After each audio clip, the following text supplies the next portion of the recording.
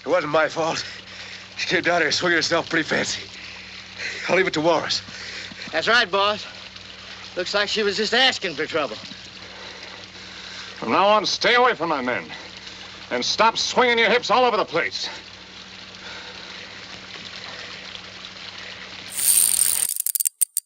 Beautiful, black and white, classic westerns. The channel for westerns and more.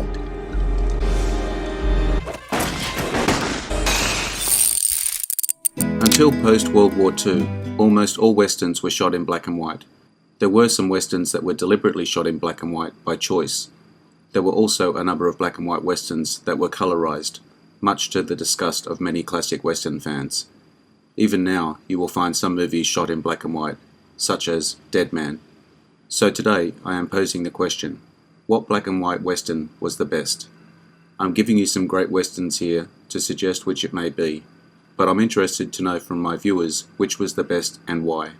I will give you my ideas at the end of the video. If you enjoy this video, hit the notification button to get my new videos. If you want to check out my many other videos, head over to my channel. The link is in the description. Please take a moment to like the channel as well. I appreciate it. Head 'em up.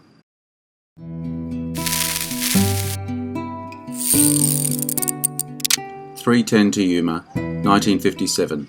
Director, Delmer Daves. Broke small-time rancher Dan Evans is hired by a stagecoach line to put big-time captured outlaw leader Ben Wade on the 310 train to Yuma, but Wade's gang tries to free him. Although most westerns by this time were being produced in colour, Delmer Daves and Charles Lawton Jr. opted to shoot this one in black and white. Lawton used red filters on his lenses, however, to give the landscape an even more starkly parched look, befitting the story's setting amid a lengthy drought. Cast: Glenn Ford, Van Heflin, Felicia Farr, Leora Dana.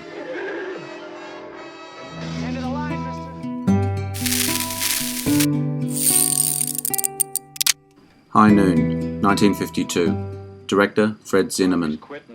A town marshal, despite the disagreements of his newlywed bride and the townspeople around him, must face a gang of deadly killers alone at high noon, when the gang leader, an outlaw he sent up years ago, arrives on the noon train.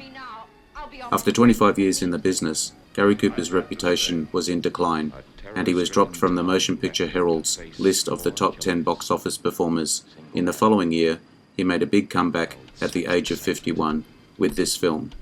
Cast: Gary Cooper, Grace Kelly, Thomas Mitchell, Lloyd Bridges.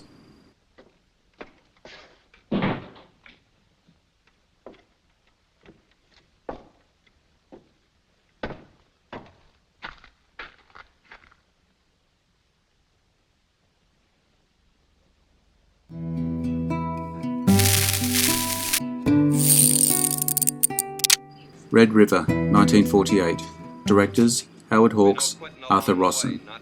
Dunson leads a cattle drive, the culmination of over 14 years of work, to its destination in Missouri, but his tyrannical behaviour along the way causes a mutiny, led by his adopted son.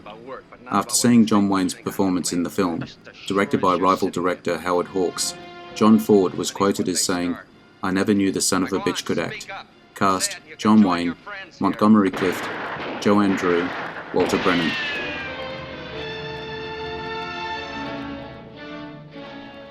You should have let him kill me, because I'm going to kill you. I'll catch up with you. I don't know when, but I'll catch up. There's one time you'll turn around and I'll be there. The Man Who Shot Liberty Valance, 1962. Director, John Ford. A senator returns to a western town for the funeral of an old friend and tells the story of his origins.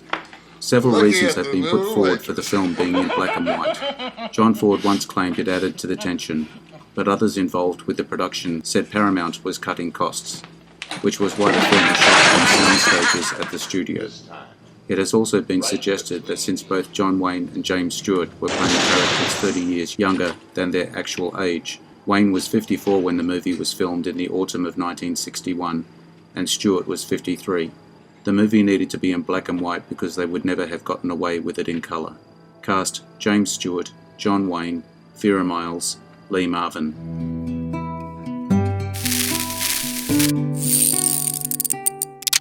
Winchester 73, 1950.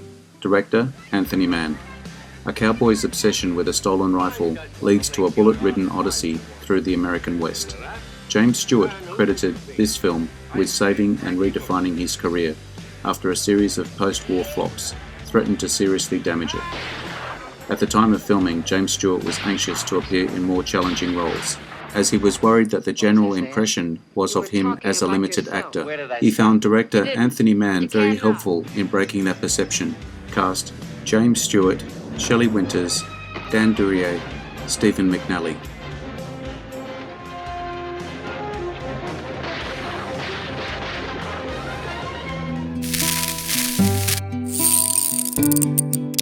My Darling Clementine, 1946. Director, John Ford. After their cattle are stolen and their brothers murdered, the Earp brothers have a score to settle with the Clanton family. Walter Brennan disliked John Ford so much that he never worked with him again. One time when Brennan was having a little trouble getting into the saddle, Ford yelled, "Can't you even mount a horse?" Brennan shot back, "No, but I got 3 Oscars for acting." Cast: Henry Fonda, Linda Darnell, Victor Mature.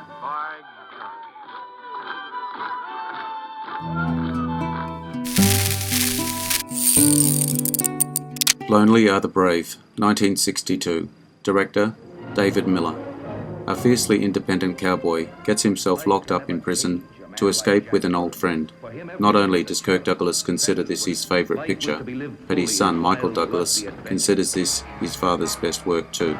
Douglas also flouted convention and caution at the time by performing his own stunts in the movie. Cast: Kirk Douglas, Gina Rowlands, Walter Matthau, Michael Caine.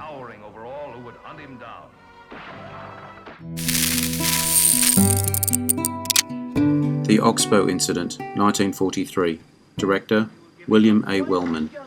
2 cowboys, Art Croft and Gil Carter, hitch up their horses and enter Darby's saloon. There it is learned that a rancher, Larry Kincaid, has been murdered. The townspeople immediately form a posse to pursue the murderers. Art and Gil join. Davies, fearing a lynching, also joins, hoping he can prevent such an occurrence. Major Tetley, dressed in an old Civil War uniform, assumes leadership. Stars Henry Fonda, Dana Andrews, and Mary Beth Hughes, with Anthony Quinn, William Ith, Harry Morgan, and Jane Darwell.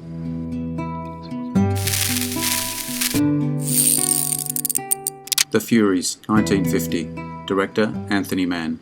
Temple Caddy, T.C. Jeffords, is a tyrannical cattle baron who owns a sprawling property in the New Mexico Territory called the Furies. He harbours contempt for the Herrera family, who are squatting on the property. T.C.'s daughter, Vance, is as obsessed with wealth and as ruthless as is her father. Vance seeks a suitor who can run the giant ranch with her once her father dies. She falls in love with Rip Darrow, who believes that a portion of the Furies' land is rightfully his and holds a grudge against T.C.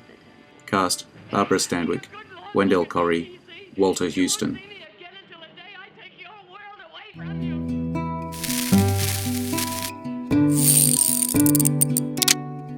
The Gunfighter, 1950. Director, Henry King. A young, reckless cowboy named Eddie deliberately provokes an argument with notorious gunfighter Jimmy Ringo, who is widely known as the fastest drawer in the West. When Eddie draws his pistol, Ringo has no choice but to kill him. Eddie's 3 brothers seek revenge and pursue Ringo as he leaves town. Ringo ambushes and disarms them, then drives off their horses. He tells them to walk back to town. Instead, they obtain fresh horses from a nearby stable and resume their pursuit. Cast: Gregory Peck, Helen Westcott, Millard Mitchell, and Carl Malden. Keep moving and don't do anything sudden with your...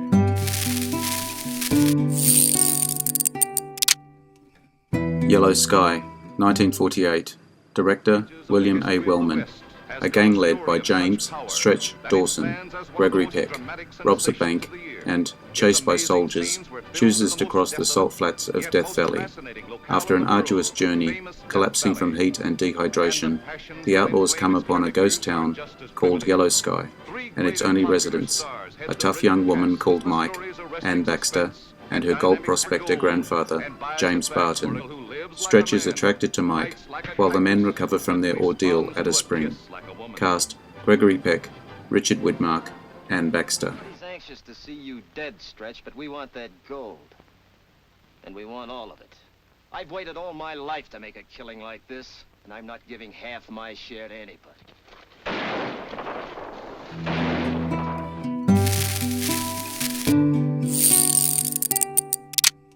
Pursued, 1947. Director, Raoul Walsh. Set in New Mexico, the film tells the story of Jeb Rand, whose family was slaughtered when he was a child. Jeb was found by Mrs. Callum, a widow, who raises him in her family. Traumatized by the killings, Jeb does not recall anything of that night, except for vague images that he sees in a frequent nightmare. Mrs. Callum raises him as her own son, together with her daughter, Thornley, Thor, and her son Adam.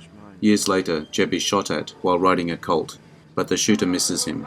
Although Mrs. McCallum blames the incident on deer hunters, she knows that it was an attempted murder by her brother-in-law, Grant.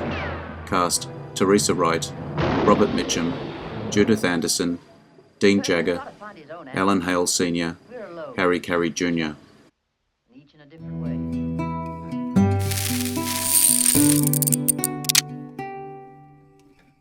To me, there are some criteria I use to choose my favourite black and white western.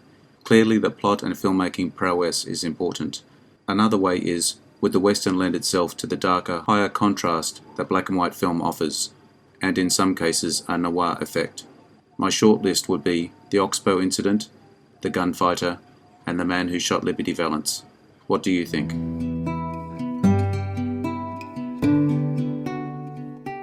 I hope you enjoyed the video. Let me know what you think in the comments. I appreciate your likes and subscribers. Hit the notification button to get my new videos. Take a look at my channel and check out my Facebook page. The links are in the description. I am Wrangler. Bye for now. See you again soon. The channel for westerns and more.